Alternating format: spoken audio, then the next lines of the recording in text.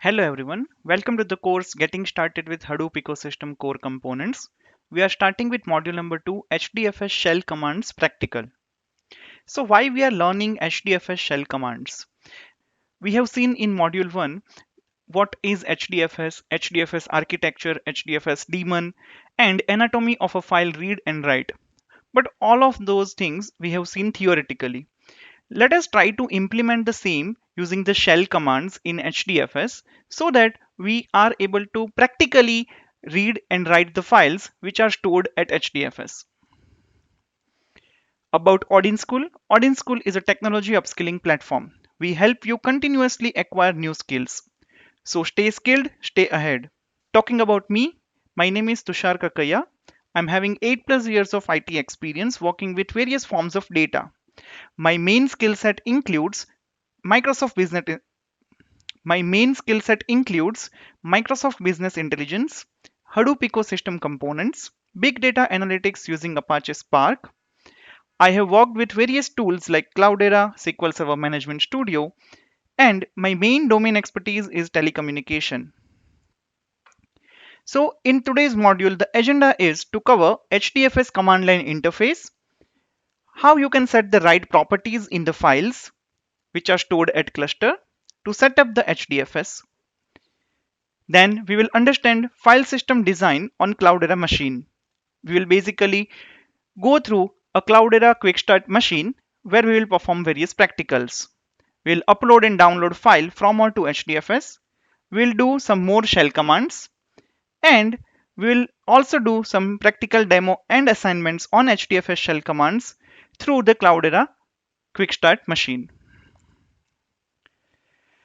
So there are many interfaces through which we can connect to HDFS. But command line is one of the simplest and to many developers the most familiar options. One option over here which is shown, which is U. U is nothing but Hadoop user experience. U is actually giving you so many options so that all the ecosystem components you can use using the GUI based interface. Here you can see by opening U, there is an option of file browser. If you open that file browser, it will in turn open HDFS. And you can perform various options through a simple GUI based or graphical based interface. But in this particular module, we'll see the command line interface, which is one of the simplest, as well as for many developers in real time whenever they are working in production, that is the most familiar options we are having. So before we start with this particular module, to learn the practicals, we have to set some right properties. We are basically going to use a pseudo distributed Cloudera machine, which is actually a single node machine in our computer, which is working as a master as well as slave. So this is kind of a pseudo distributed machine which will give you a flavor of distribution, and you can learn the concept of all the distributed programming in this machine very easily. So there is a property called fs.deafultFS. fs is nothing but a file system object. Default fs means default file system name. Generally, we can set it with HDFS / localhost. Localhost means nothing but the host name.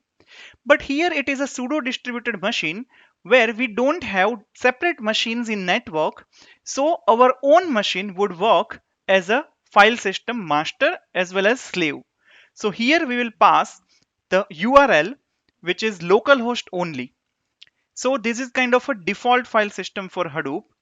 HDFS is not the only file system Hadoop supports. HDFS is the flagship file system which is coming along with the Hadoop installation. So that is something we have to keep in mind. So file systems are always specified by a URI. And we can actually use this HDFS URI to configure Hadoop to use HDFS by default. So whenever you are passing this HDFS / that means you are telling your cluster that my distributed file system is HDFS. If you are using Amazon S3, then here in default FS property, you can specify S3 : and the host name of your AWS S3. Now, with this property, HDFS daemons will use this particular URL to determine the host as well as the port number to connect to the HDFS name node.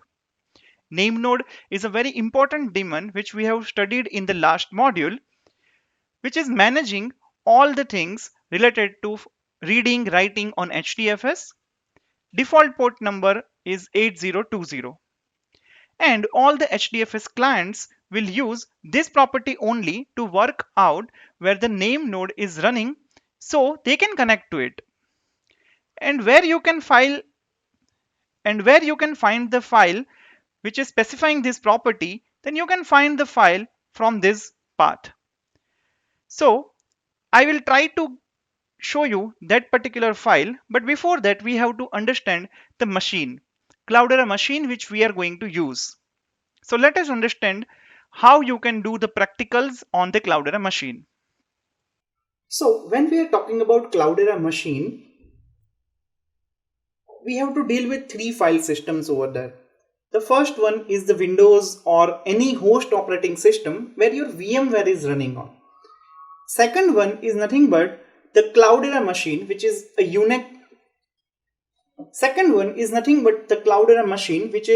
Linux based operating system.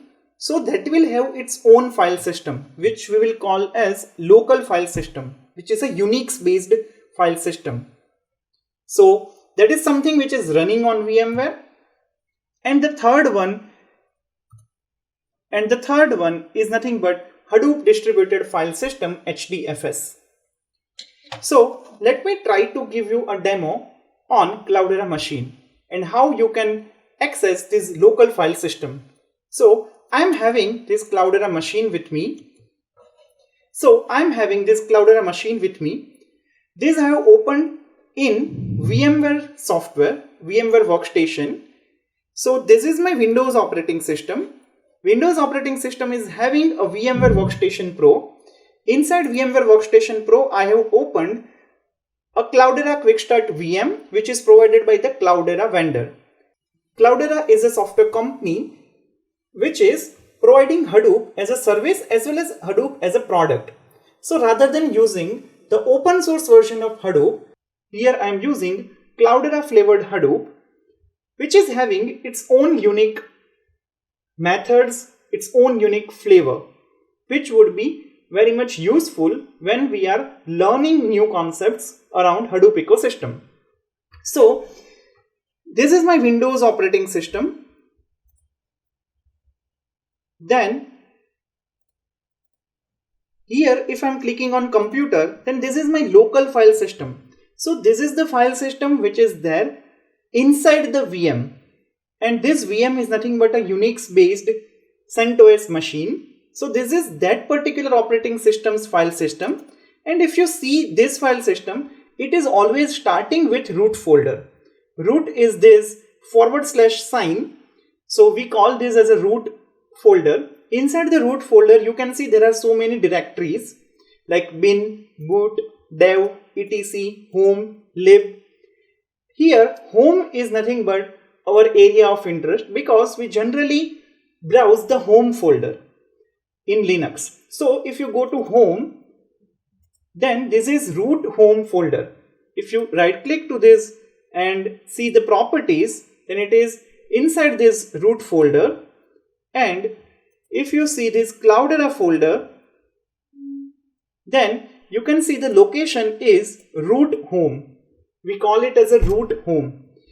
Inside the home folder, generally the users would be there. Like in our Windows, we can find the users in C drive users and all the users would be listed over there. Here similarly, all the users are listed. Only one user is there, which is Cloudera, which is the account by which I have logged in through. So inside the Cloudera folder, if I go, then I will be having all these typical things like desktop, documents, downloads. Then there are some other folders, there are some templates, there are videos, public folder, pictures folder. So what we generally find in our user in Windows operating system. So this is how the local file system look like. And now this is all about local file system. And the third file system which we have to study is nothing but the HDFS. So how HDFS can be called or how HDFS can be browsed through, let us see that.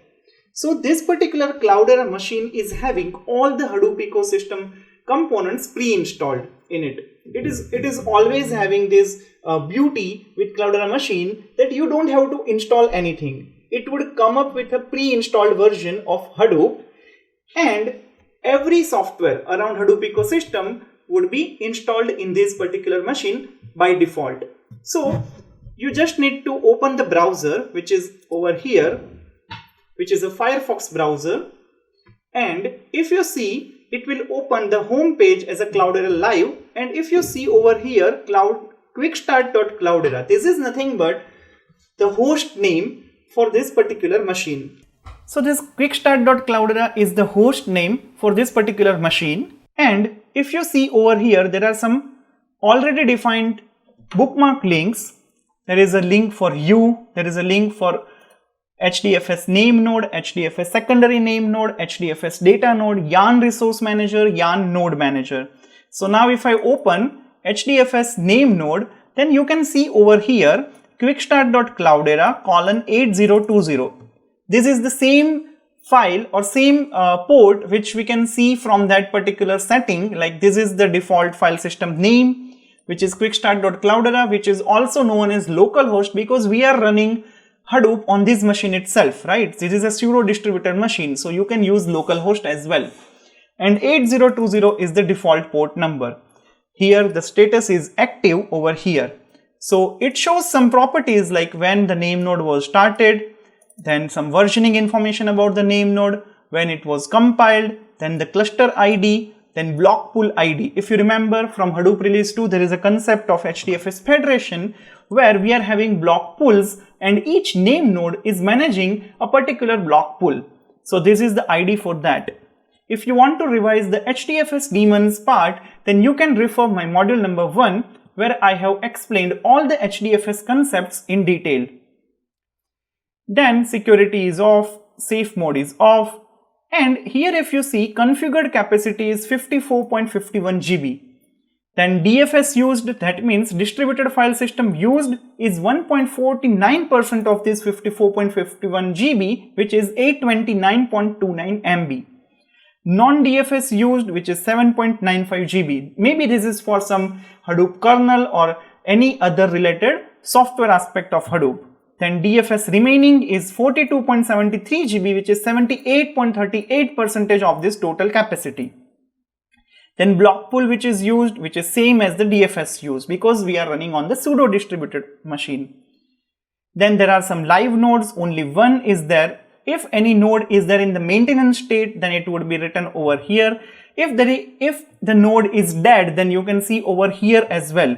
If you remember in the last session, we have seen that if any network failure is happening, then definitely that node is dead, right? So you can see if all those information, those information are very much useful for Hadoop admin purpose, administration purpose, but those you can see over here as well. And this is a very good information, like whatever we have seen theoretically in the last module, you can see the same on a Cloudera machine itself, live Cloudera machine.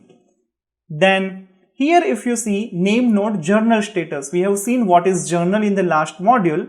So journal manager, what is the state, the name node storage, where the actual name node is storing those namespace image and edit log, then this is the path where it is storing the same.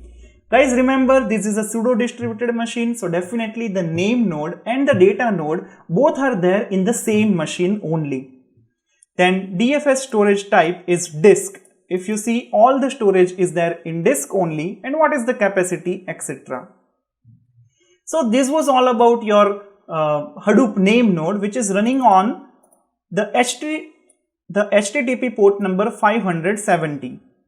Okay, now if I click on the secondary name node, then I'm not seeing much information on the secondary name node. Then I can click on the data node page, which is also not giving me much information over here. But if you click on the data nodes from the name node page, then you can see there is a one data node and its usage histogram. And how much data is stored onto this particular data node, that is also shown over here. Then data node volume failures, there are no reported volume failures. Then there are some snapshot, then there are startup progress, and then there is a utility. In the utility, if you see, there is an option called browse the file system. If you click on that option, you will see again a root folder, and inside this root folder you are having benchmarks, HBase, Solar, TMP, user, where these all directories. And guys, this is nothing but your file explorer for HDFS. So this is what HDFS looks like on your Cloudera machine. So here again, if you see, this is very much Linux based architecture at a file system level. So you will again see over here there is a root folder, then there are some supporting folders inside the root folder. If you go to a particular folder user, inside the user folder again you are having some directories like Cloudera, History, Hive, Hue, Jenkins, Uzi, Root, Spark. All these directories are there inside the user folder. And if you see Cloudera, then Cloudera is the username by which I have logged in through the name node or the HDFS. So root user Cloudera is nothing but the home directory for my HDFS. Like I'm having root home Cloudera, this root home Cloudera is nothing but the home directory for Linux based local file system. Same way, root user Cloudera is the default directory for my HDFS. You just need to remember this thing because it would be used in our subsequent slides. So coming back to these properties again, basically this fs.deafultFS property, you can find it from root usr lib directory. Inside that there would be a directory Hadoop 0.20 MapReduce. So basically in Linux, if you see, we are having root usr lib directory. Generally in this particular directory our softwares are getting installed. They create some directories in this, and installing Hadoop and its ecosystem components are all about this configuration exercise. And in every kind of ecosystem component, you will see like there are three directories. There would be one lib directory, there would be one conf directory, and then there would be one bin directory. So lib is something where your library files are residing. So all your libraries which are kind of a bridge to fill the gap between your Hadoop ecosystem and your Linux operating system. So all those libraries which are required to run your software or your ecosystem component are stored in this lib directory. They can be some jar file, maybe you can say. Then conf directory would have some sort of configuration related files. And in Hadoop, mostly the configuration files are there in .xml format. Why? Because they will be having some tags and a key value pair kind of thing. So some option, what is the key, what is the value for that, something like that. And then comes the bin command. Bin is nothing but binary command. Bin is nothing but binary command where some sort of commands which are actually helping you to invoke some specific action. Okay, so those commands would be helpful as and when you go through that particular ecosystem component. So let us see in our Cloudera machine whether we are having this file or not, and what are the other properties also in this particular file. So I'm coming to my Cloudera machine.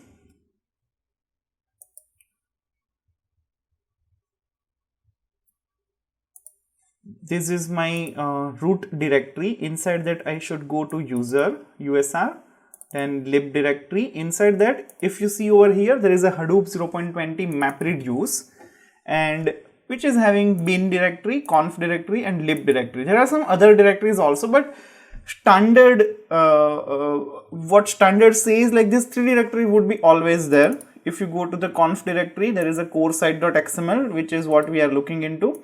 And if I open that particular file, then you can see several configuration property with their name value is there. And very first one is nothing but fs.deafultFS. And the value is HDFS : HDFS : that means you are using HDFS as a default file system. If it was S3, then S3 : would be there.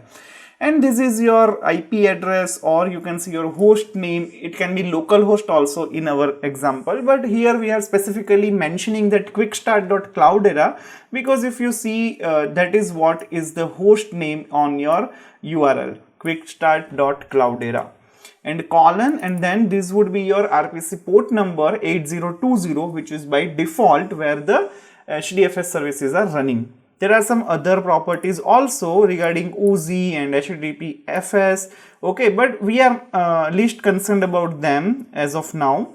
Then there is another property which I wanted to share with you, and that is nothing but the dfs.replication property. dfs.replication means distributed file system replication factor, what the value should be. In our last module, we have seen that this replication factor is by default 3, and you can configure it also. So how you can configure it? Basically, replication factor means your data node will replicate the data or blocks 3 times on different nodes, or whatever the topology decides. Okay, so right now we are having only single data node, right? We are having this single machine which is acting as a data node, which is acting as a name node. Okay, so you can't actually replicate the blocks to 3 different data nodes, right? So in this situation, if you are running your HDFS commands, then always you will get some warning like your blocks are being under replicated, because it is replicated one time only, right? It is having a single copy only. It is replicated one time only, it is having a single copy, right? So it can't replicate basically, right? That is why the warning is also coming up. So this setting will solve that warning also. So you just need to go to that Hadoop 0.20 MapReduce directory. Inside that there is a conf directory, right? And that's what we have seen. In the conf directory, there is a specific XML file which is HDFS site.xml. Let us go to that particular one.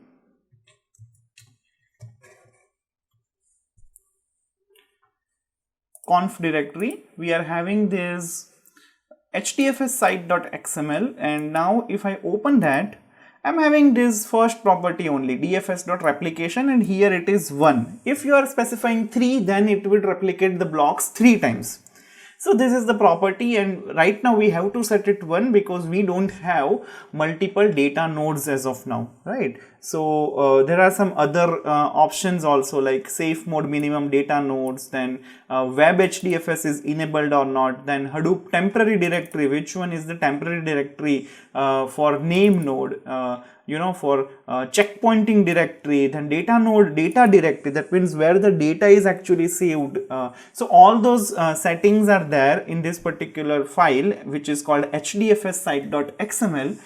But other options are least concerned as of now. We can go with the default one. But if you want to run this pseudo distributed machine, then definitely you have to set this to 1. Otherwise, you will get that under replication warning.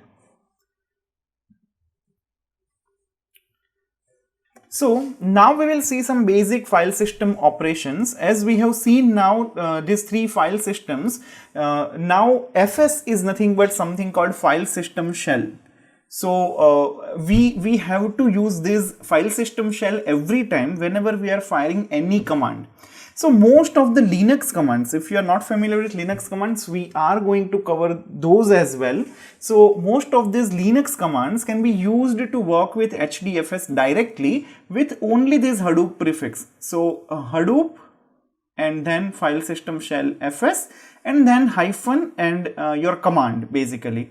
Let us say mkdir. Mkdir is a command in Linux so that you can create a new directory.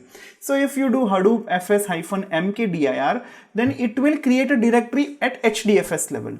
It's as simple as that. So any command you can actually write Hadoop fs and hyphen, and then the same operation would be performed on the HDFS.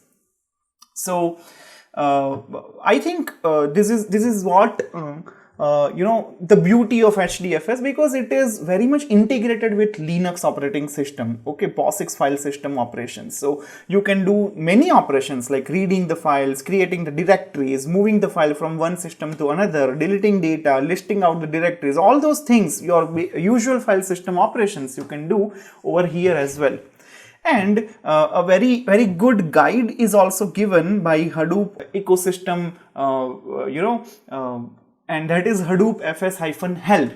So this will help you to get help for any command you want. What arguments it's taking, what is the usage, okay, and then you can explore on your own. So let's do some practical exercises on the Cloudera machine directly. So let us study some Linux based file system commands, like Linux based file system operations. Like very first one is ls operation, ls command. Ls command is showing the list of files which are there, whatever argument you are passing. So we will execute these commands onto our Cloudera machine cluster because it's a Linux based machine only. So ls and the syntax is like ls and space and the directory path you have to give. So let us try to explore this ls command. So we will open terminal from here. So this is the sign to open the terminal, the command line interface, and then we pass ls and then root usr. So whatever directories are there in this usr folder directory, that would be displayed over here. There are some other options as well, like if you want to specify or if you want to show the date, time, file size and other permissions and all, then you can do ls-ltr and then root usr. So that will give you the same list with some other properties like what is the file size, who is the user who created the file, then what group that user belongs to. All those things would be there over here, and whether it is a directory or file. So if D is there in this particular first line, then D means nothing but directory. Then there are some permissions like rwx, r-x and r-x, which we will see later on. So this is what the beauty of ls command. You don't have to go to the file explorer, and you can directly see all the listing of files with the properties at command line itself. So the very second command which we will see is cd command. cd is nothing but changing the directory. So cd space directory path to change the directory. We can do the same like cd space and whatever directory you wanna go to, you can go to that directory. By default, the terminal, whenever it is opening, it is there at the home directory. And if you want to see, if you want to print that current working directory, then also the command is pwd. Let us practice that as well. Pwd is the command which is used to print the current directory name. So let us practice both of this onto our Cloudera machine. pwd is root home Cloudera, because you are in the home folder whenever you are opening this terminal. But if you want to go to that cd space root usr and then with that lib and then Hadoop 0.20 MapReduce folder, then you can do the same with this command. And now if you do ls command, then you will see content of this particular directory which is listed over here, and your pwd will also change now. It is root usr lib Hadoop 0.20 MapReduce. So definitely this is very helpful command. You don't have to go to each time into the file explorer because it may happen in real time in production. You don't have physical access, or you don't have proper file explorer kind of access to the machine where your file is residing, where your data node is actually there, or anywhere, any file system can be there, right? So at that time this sort of basic Unix command would help you. So from your machine you can access other machines file system using this kind of commands. Then comes this cp command. Cp command is used to copy one file from one location to another location into the same file system. That means this local file system. So it is used to copy the files. And cp space, you have to give the source file path space destination file path. That would be the syntax for the same. Now let us do this exercise onto the Cloudera machine. So I will directly go to the home folder. To do the same, you have to do just cd space enter, and now your PWD would be the home folder. I can see in my root home Cloudera there is a file which is derby.log. I want to move that file to desktop. So what I'll do, cp, which is copy, and then I would give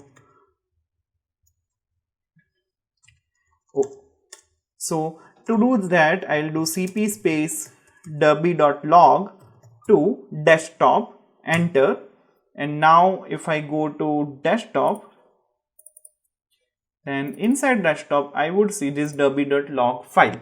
So it is copied from that particular folder to this particular folder, and it is a copy operation. So the source file would be still staying here only. It's just a copy which was moved to this desktop folder.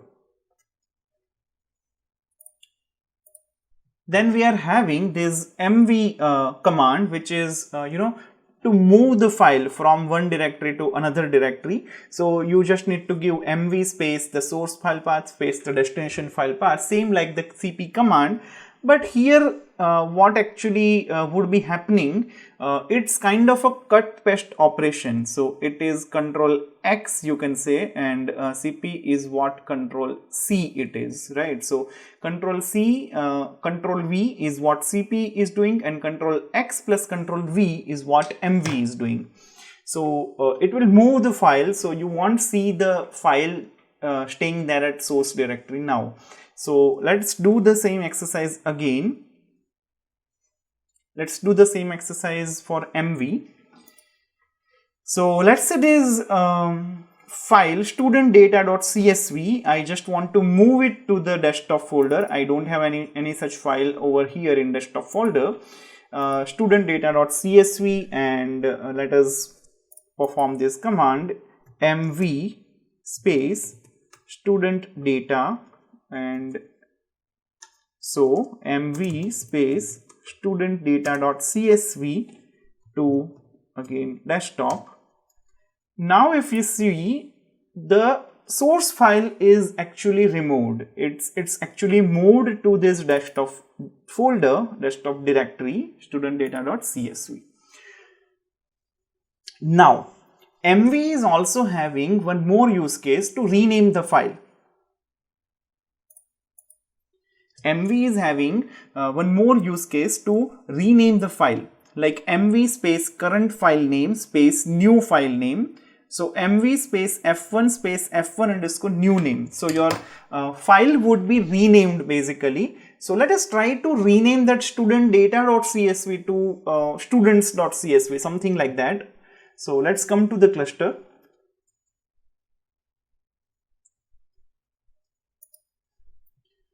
And let's go to the desktop directory first, and we are having student data.csv. Let us clear the screen using clear command ls. Okay, and let's do that mv student data.csv to students.csv. And now if I do ls, you can see that same data would be there, but the file name is renamed. Then there is one more option which would be very helpful in day-to-day operation for you is rm command. Rm command is actually used to delete a file. So you can do rm space file path, that would be the syntax to delete a particular file from that particular file path. So let's do the same. Rm space, let's say students.csv. So remove regular file students.csv, it will ask yes, and now if you do ls, you won't see this students.csv at all, which is not there. So guys, we just learned some of the very basic file system operations command on Linux file system of your Cloudera machine, which is nothing but the local file system, I would say. So now we will try to perform the same things or same file operations onto HDFS. So to run any HDFS commands, basically you can invoke the shell using Hadoop DFS or Hadoop FS or HDFS DFS or HDFS FS operation. So there is a usage command. The very first command which we are going to see is usage command. So this is the command that returns the help for an individual command. So you can simply type HDFS hyphen, you can simply type the syntax HDFS space DFS hyphen usage and whatever command for which you want to get the help. For example, mkdir. So let us perform the same. So you can use Hadoop space DFS hyphen usage and mkdir. Then you can see one warning is coming up, deprecation warning. Like this particular Hadoop DFS is deprecated. So instead of that, you can use HDFS space DFS command. Rest everything is same, although this will also give you the correct answer. But if you don't want to see this warning, then you can do HDFS DFS hyphen mkdir. Sorry, HDFS DFS hyphen usage space mkdir.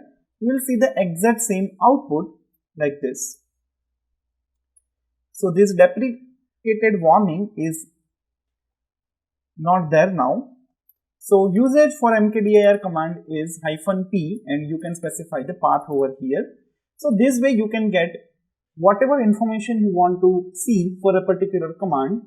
So this is kind of a very quick help manual for you.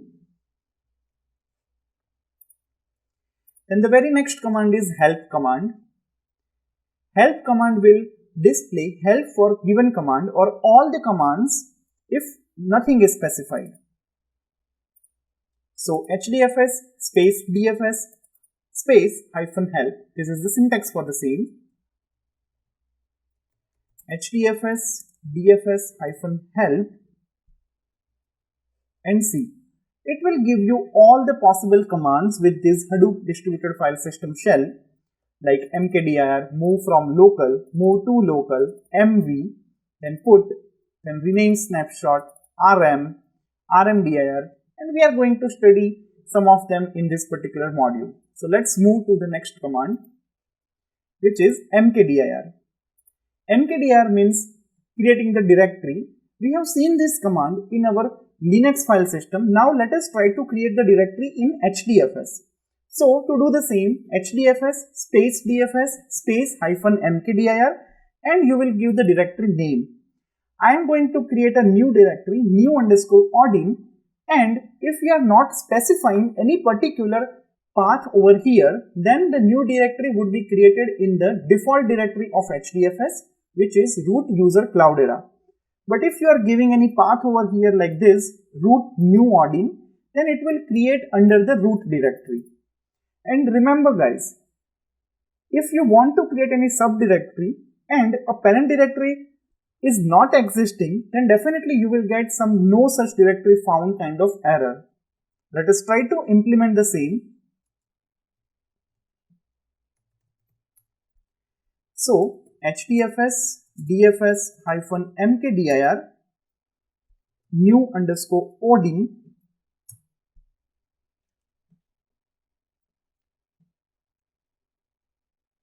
Now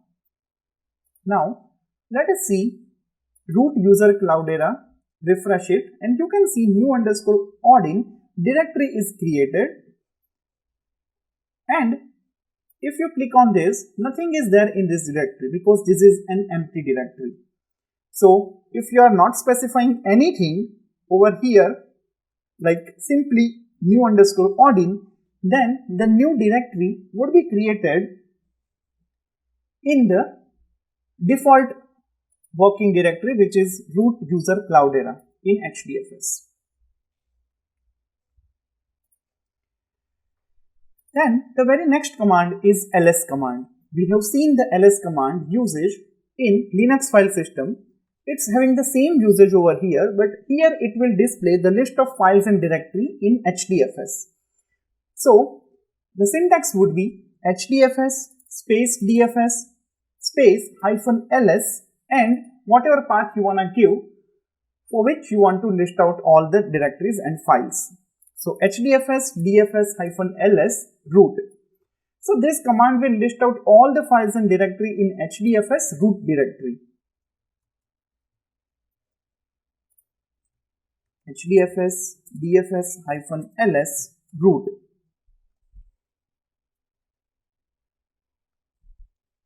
Yes, so at root level we are having these directories like benchmarks, hbase, solar, tmp, user and var.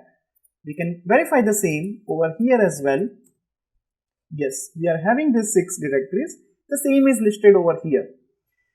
You can see this particular output is very similar to ls-l command of Linux, where you can see permissions are also listed over here in the very first column, then some dash, then a particular owner, then the group, and then the replication factor. This is something extra which we are generally not getting in Linux file system, because replication factor is something very specific to HDFS. And here you can observe it is having 0 because directories are not replicated. For directories, name node is only storing the metadata, so it doesn't have any actual file which are stored on blocks, right? So replication factor would be 0 by default for all the directories, then the time, date and time, and the directory name. If you want to see any other directory, then you can go to that directory, root user Cloudera.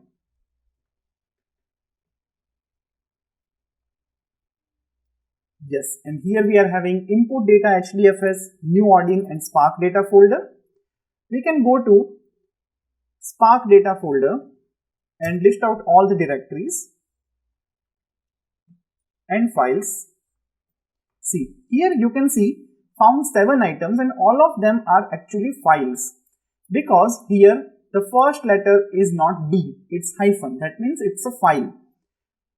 1 Cloudera 263 is nothing but the bytes. So yeah, this column is nothing but the file size in bytes, and this one is actually the replication factor.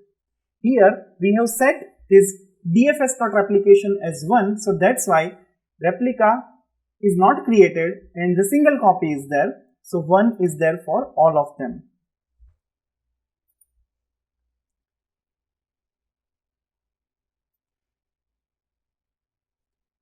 Then there is a command called chmod. It is used to change the permission of the file. Basically, this works similar to a Linux shell chmod command, and if you are specifying -r option over here, that means it will recursively change all the permissions for all the files underlying the path you are mentioning. Now let us understand the permission model for this particular chmod command.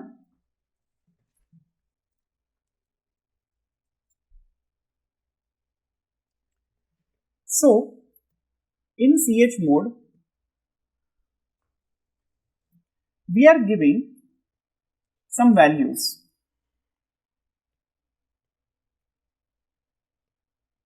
Chmod space, we will give some value and then the path for which you want to apply this value. How these values are calculated? Basically, for any file or directory, we are having 3 permissions: read, write and execute, RWX. And Here in Linux, we are having user, that means who has created this file, then group, that means that user is belonging to which group, and then we will be having mode, that means permission for all the users who are not part of this group. So let us say user is XYZ, he is part of a group super user, and mode will be specifying all the users who are not part of this super user. So for group also we are having three things, RWX. For mode also we are having RWX.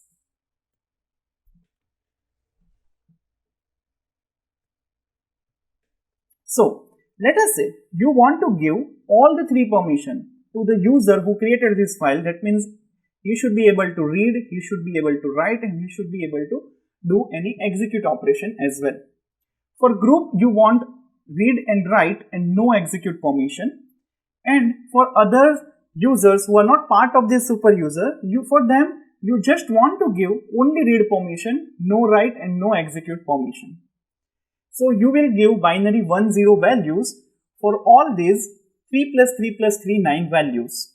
Now you will convert this into decimal values. 111 is 7, 6 and 4. So in chmod command you will pass 7, 6, 4 and then whatever file you wanna set. So let us try to change the permission for this emp.json file, which is having rw-r-r-r. So I just want to change the permission to group and mode, or other than group members, also read write permission, and for the user I should have RWX. So according to the rule which we have just seen, user, group and others, RWX, RWX, RWX, 111, I want to give 110 to them, and this would be 7, 6, 6. So I just need to give 766 to the chmod command. Let us give that and see whether the permissions are getting changed or not.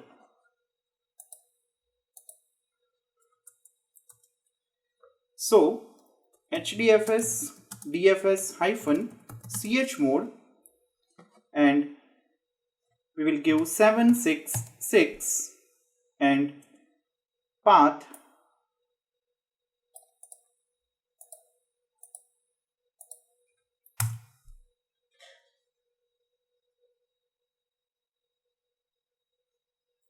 and now if you simply do ls command for this Spark data folder, then yes, you can see the permissions are assigned correctly. RWX to user, for group read and write, and for others also read and write. So chmod command is very useful when you want to change the permission for some specific user group or other members of your team which are not part of that particular group. This handles very critical sensitive data issue as well, so that clients or a particular person who just want to see something, they will see only that view of the data. Maybe you are not willing to explore your sensitive data to some other people. At that time you can actually specify all the permissions as 0, so they don't read also those particular files.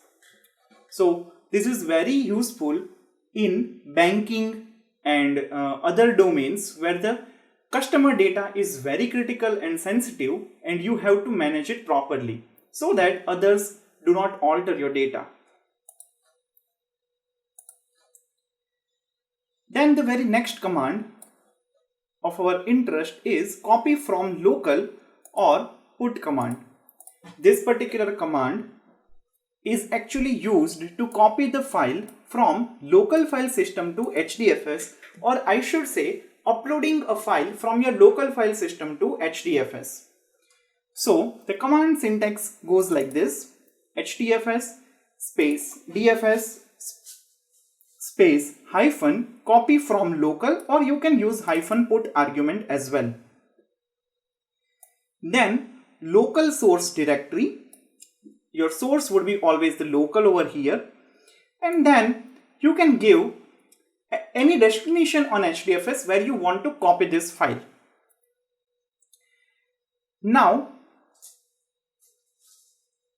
default path, if you are specifying, then default path in your home directory in your local file system would be root home Cloudera or root home username. At the same time, the destination default path would be root user Cloudera. So let us see the home folder. Let us create a file, students. In Linux, you can create a file without any extension as well.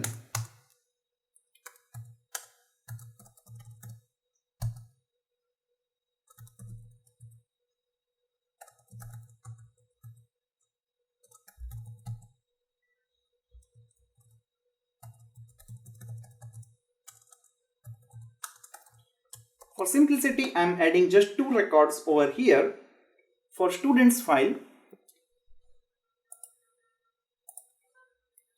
and if you want to upload that student file, then you can first type in HDFS dfs hyphen put, and then the students is what the file name is, and the destination where you want to copy this file. I want to copy this file to the new Odin directory which I have created, and as the default directory is always root user Cloudera, so I don't need to type entire thing root user Cloudera. I can simply type new underscore Odin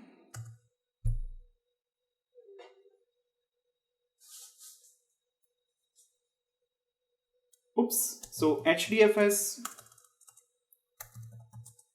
dfs hyphen put students new underscore Odin, and you have to give a slash over here.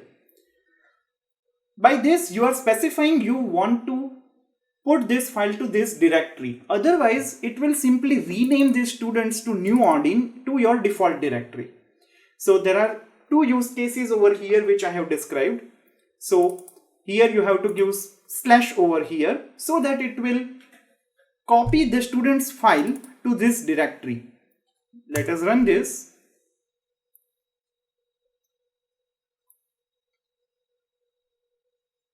Okay, file exists. So maybe it has already copied. So root user Cloudera new underscore Odin, and yeah, you can see students file is copied from your local file system from this location to HDFS. So you have uploaded successfully a file from your local file system to HDFS. Congratulations. This is really a great task, and you will be often using this kind of things in your real-time production environment.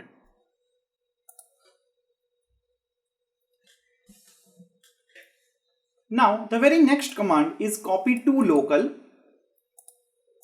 or get command. Basically this is a command for you to download the file from HDFS to local file system. The syntax goes like this: HDFS space DFS space hyphen copy to local space HDFS source from where you want to download and the local destination.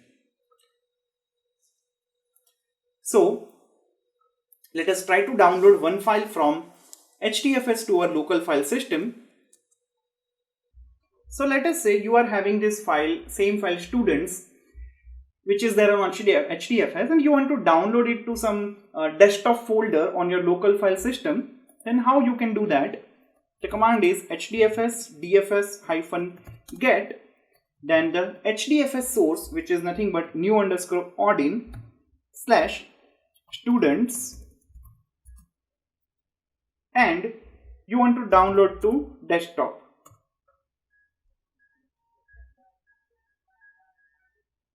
And yes, if you go to desktop, there is a file called students, which is exactly same which we had uploaded from local to HDFS, and now we have downloaded the same file from HDFS to local to a different folder desktop. So yeah, you have successfully downloaded a file from HDFS to your local file system. Then there is a command called cat. So this is the HDFS command that reads a file on HDFS and it will print all the content of that file to the standard output terminal. So if you are having any file on HDFS which you want to simply read it out over there only, then this is the command for that.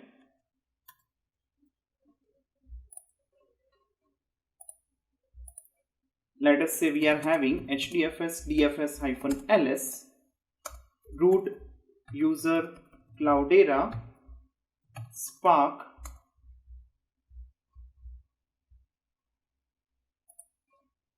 no, we don't have that, so maybe we can simply go to this new Odin and we can simply read the content of students file.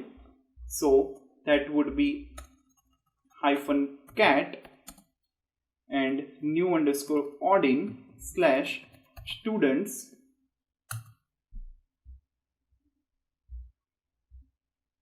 Yes, it is reading the content of that file, which were 2 records.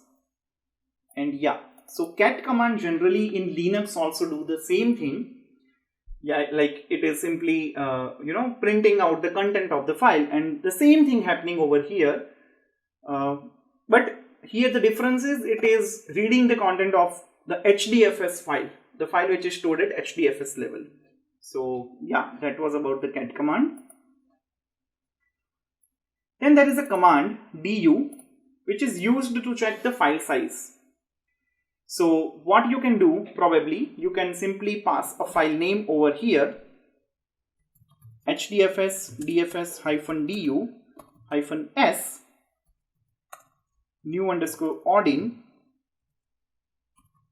students.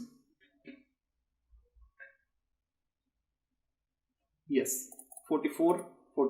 So that's the file size over here. Then there is a command touchz which will create a file in HDFS. Let us say hdfs-dfs-touchz in the new underscore Odin folder. I want to create employee data. Then it will simply create a file of 0 bytes. You can simply go to HDFS, refresh this directory, and yes, there is a file employee data with 0 byte.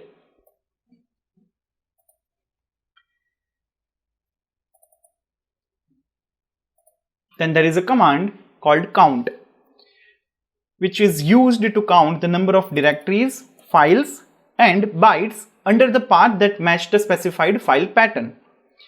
So if you are specifying a particular directory in the path, then it will display the count of number of directories, files under that particular path. Let us try this one.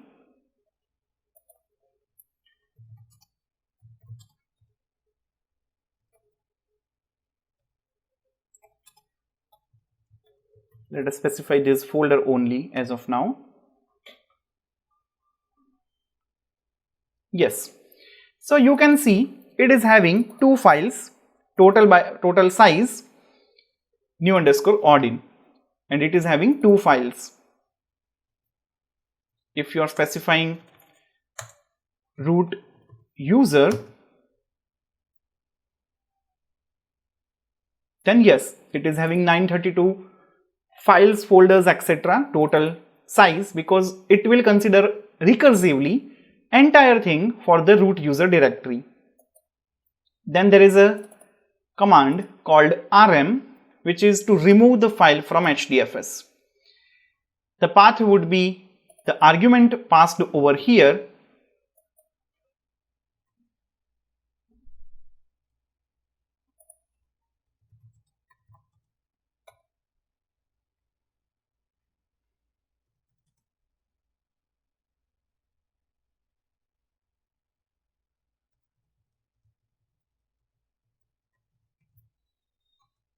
So this will remove this students file.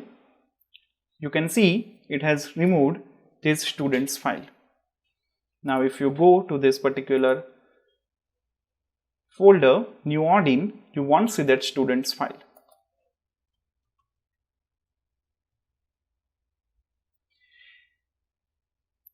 And if you want to remove the entire directory with all of its contents, then you can give rm-r, which will simply remove the entire directory. We will not perform this as of now. Then there are commands like cp command, which is very useful to copy the file from HDFS to HDFS. That means the same file system. So there is a difference between cp and put or get. So cp is simply copying from HDFS to HDFS. We can try it out. We can try to copy this employee data to Spark data folder maybe. So HDFS dfs-cp, we want to copy the source, which is new underscore Odin employee data to new underscore, not new underscore, but Spark data folder, which is our destination.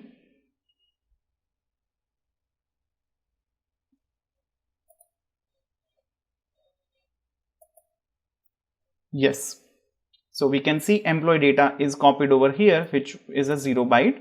And if you go to that particular new Odin folder again,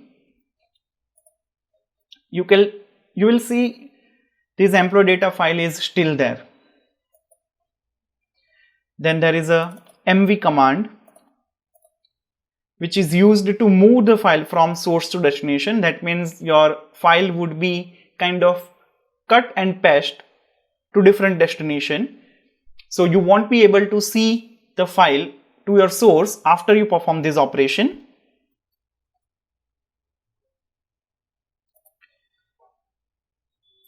Let us try to do mv for this, and we will move this to another directory which was there in root user Cloudera, which is input data HDFS.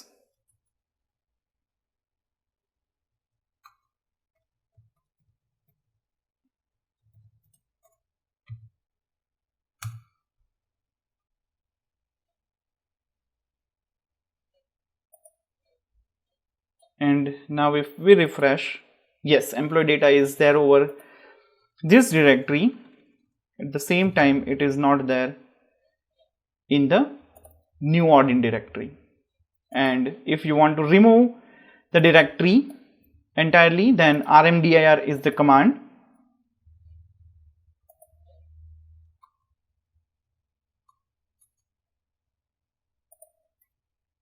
HDFS dfs-rmdir new underscore Odin, and it will delete the entire directory from HDFS. Now if I go to root user Cloudera, I would see only two directories. New Odin is not at all there. If you want to set a replication factor for a particular file, then you can do the same using setrep command. Setrep, and then you specify a file or path name. And if you want to do recursively, then you just change with the directory name. So if a path is directory, then the command will recursively change the replication factor for all the files under that directory. We can't do this command right now because this is a pseudo distributed cluster. If you do the same, you will see that under replicated warning again, because we are having a single data node. So here we have covered most of the operations which are useful in our day-to-day production life when we are dealing with HDFS. So these were the HDFS shell commands which would be very useful for you to perform various file system operations. So let us try to solve some assignment questions which are related to the HDFS shell commands. The solution is also provided over here so that you can understand the concept very well and how you can solve this particular question that is very much useful for you in real world environment. So the very first assignment over here is creating a new directory. The name is HDFS underscore assignments on HDFS. So this is the task which you need to perform. So to do this, what you can do, you can use the mkdir command, HDFS space DFS space hyphen mkdir, and you can give HDFS underscore assignments, and you can see that you have to create this HDFS underscore assignments folder to the root folder. So we can simply go to HDFS. Let us see the root folder, what all the content we are having. We are not having this particular folder, so definitely we can create this one. So let me clear my screen and solve this for you. Hyphen mkdir root HDFS underscore assignments. And this way we can create this particular directory in the root folder of HDFS. Now if you refresh this particular screen, then you can see HDFS underscore assignments folder is created. The very second one is uploading the geolocation.csv to root SICS on HDFS. So basically I'm having a file in my downloads. The name of the file is geolocation.csv, which contains some information about some truck, like truck ID, driver ID, what is the event, latitude, longitude, CT, state, velocity, event indicator, then idling indicator. That means these all things are basically geographical, not geographical, but geolocation data for a truck ID whenever it is moving. So whether the truck is at normal speed, whether it is over speed, whether it is unsafe or not, whether any lane departure is there or not. So this kind of event would be there. So some sensor is there in a truck which is giving this sort of logs, and those logs are there in this geolocation.csv file. So the first task, if you want to perform any sort of analysis on this type of big data, then the very first task is you need to upload to the HDFS, and then your MapReduce or Pig or Hive, any particular processing engine can process the data which is stored at HDFS level. So I just want to upload this file geolocation.csv to HDFS. So you guys know now the syntax for that would be, like, you need to first create this root SICS folder, right? So because you want to upload to this folder, so if that folder doesn't exist, you need to create it first. So you will simply create using mkdir root SICS, and you can do put command. You can use this put command or copy from local command, and you can pass this hdfs/geolocation.csv, that is the source file. Maybe it is there a different folder for you. So whatever is the folder where your source is, you just need to pass that particular path as an argument, and then the destination. So let us try to solve this. So hdfs dfs hyphen put and the source directory. The source directory is nothing but downloads. Inside downloads we are having this geolocation.csv, and destination would be root SICS. But right now I have not created the directory, so first I need to create that directory mkdir root SICS. So this way again we will create one more directory over HDFS. If you simply refresh, yes, SICS folder is there over here, and now I can simply do HDFS dfs hyphen put and the file which is there in your local file system, and we want to upload it to SICS folder. You have to give a slash over here so that it will upload to this particular folder rather than renaming the file name. Now if I go to SICS folder, yes, there is a file of 514.33 KB which is geolocation.csv, which is having a block size 128 MB because this is Hadoop release 2, replication factor is 1. This is having a owner Cloudera because you are logged in using the owner Cloudera. If you see Cloudera @quick start. That means the user through which you are firing all this command, the user is nothing but Cloudera. So Cloudera and group is supergroup. This Cloudera user belongs to supergroup. So that is it for the assignment second. The third one is uploading this trucks.csv to SICS folder on HDFS. But when you are uploading, at the same time you have to change its name to trucks_file.csv. So basically there is a file again in my downloads which is trucks.csv, which is having like driver ID, truck ID, model of that truck, then June 13 miles, okay, how many miles it has actually driven, then June 13 gas, what is the capacity, then May 13 miles, May 13 gas, then April 13 miles, April 13 gas. So this way basically you are having so many fields over here. Okay, so like this you are having so many fields, and I just need to upload this file to HDFS. Let us try to do the same.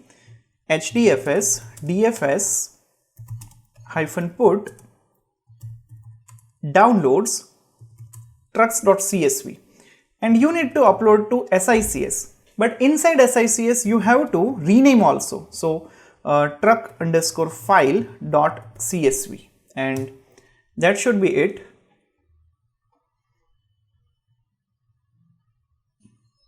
Let us try to see whether it has, yes, it has copied the file. It has copied the file to SICS folder. Even it has renamed truck_file.csv.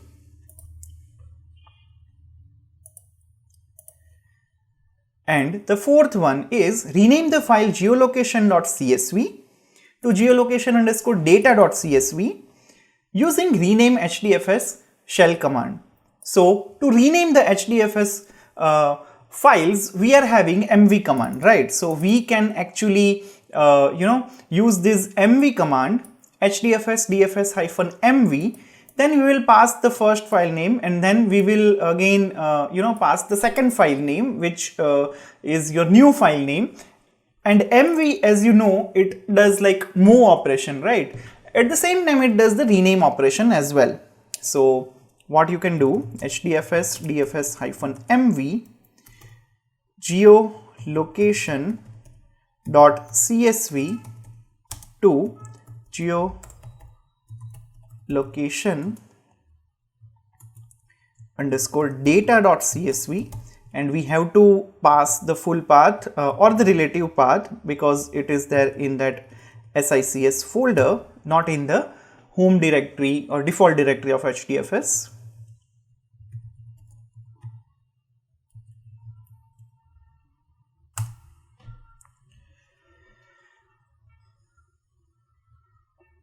Okay, let us try to see whether it has renamed the file. Yes, it has renamed the file. Now the fifth one is you have to change the permission of this HDFS assignments folder, which we have created in the very first question. And the change of the permission should be like full read, write, execute to all users, groups and others. And there is a hint given over here, you have to use the chmod command. So if you want to give read, write, execute to all user, group and other, that means all those 9 bits would be 111, right? So if you simply do the math,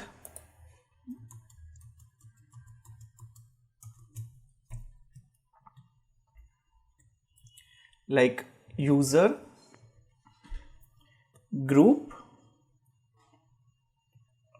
others, RWX, RWX, RWX, and you are trying to give all the permission to all the 3 type of users, group and others mode, then this would be 7, this would be 7, this would be 7. So in your chmod command,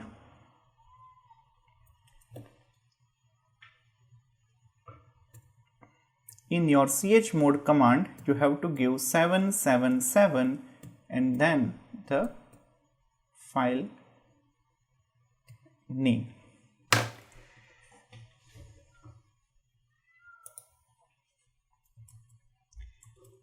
Let us do the same. HDFS dfs chmod 777 to root HDFS assignments folder.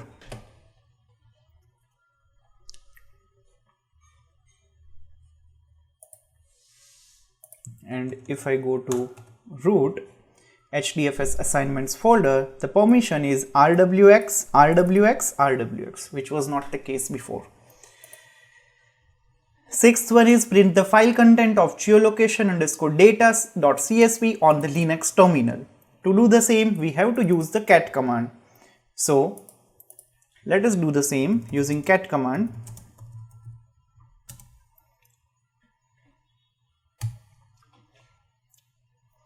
SICS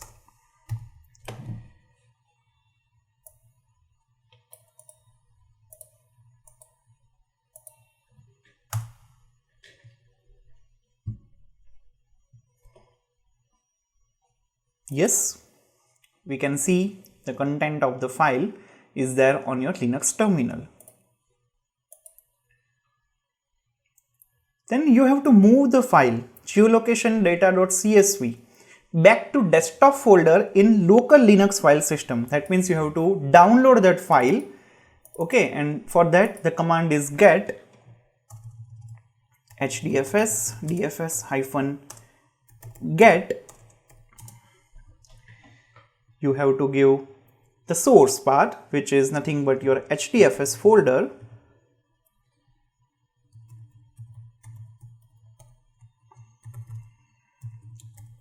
to desktop folder. So desktop would be your destination. Oops, it is telling like no such file is there, and because we have not specified S over here, it is geolocations underscore data.csv and destination is desktop. And yes, now if you see desktop, then I'm having geolocations underscore data.csv.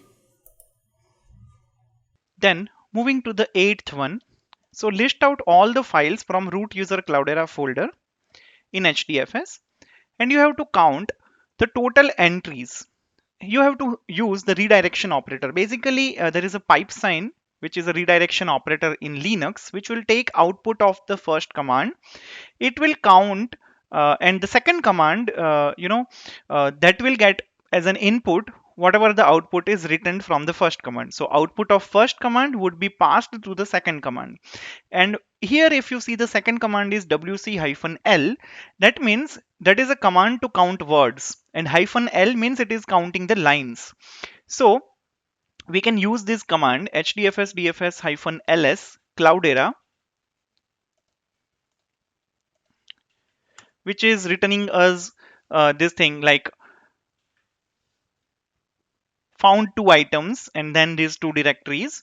So what we can do as of now is wc-l, so that this these lines, basically these are the output, right? So it will go to this wc-l command, and you can see it will give you the result like 3, because there are 3 lines in it, right? Then moving to the next one, delete the folder and its content, and the folder name is root SICS, which is there on HDFS. So we just need to remove that, and also its content. So we have to use R. R is for recursion. So HDFS dfs-rmr. RM means removal and R means recursively removing. So we can do that HDFS dfs-rmr root SICS, and it should delete everything. It is saying a warning like you have to use rm-r. That's completely fine, but it deleted root SICS. Now, if you go to the root folder, you won't find actually that SICS folder. Then the 10th one is listing out all the files, including its subdirectories. That means you have to do recursion again, and file length from root user Cloudera folder. That means you have to use ls command because you want to list something, but recursively. That means you will use -lsr for root user Cloudera. That is the folder. So let us try to do the same.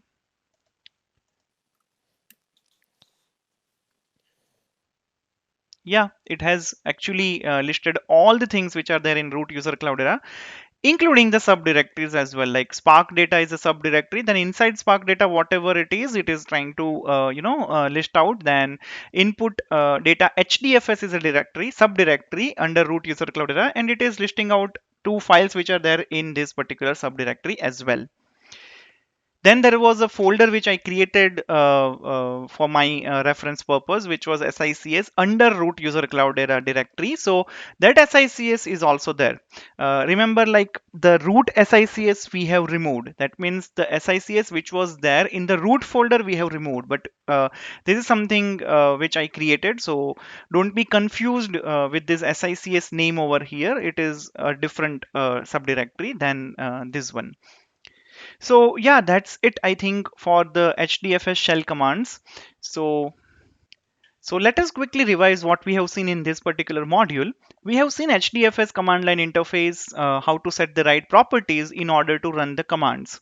Then we understood the file system design on Cloudera machine. We explored that particular Cloudera Quick Start VM, different type of file systems, how you can perform various operation on Linux file system. Then we tried to upload and download some files from or to HDFS. Then we have learned some HDFS shell commands, and we tried to implement also. So I tried to give you a practical demo on HDFS shell commands over the cluster. So yeah, that's it for today's module, guys. Thank you very much. Don't forget to like and subscribe.